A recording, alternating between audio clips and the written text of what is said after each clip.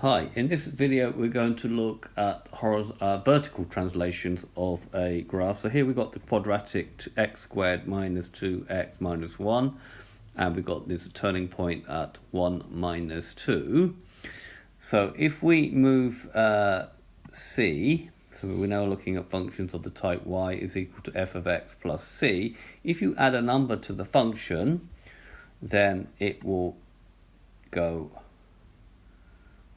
upwards if it's a positive number, and then if you subtract a number it will actually go downwards. So if I wanted to do f of x minus 3, plus minus 3 is the same as minus 3, that means every point on the graph will move down 3 units. This point here you can see has moved 3 units.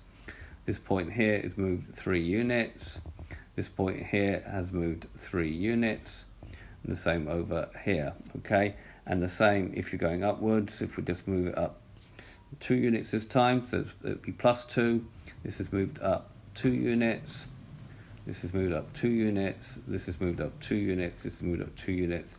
You can see every point's moved up 2 units. So the conclusion for this is that y is equal to f of x plus c is a vertical translation, c units, compared with y is equal to f of x. That's a translation 0c.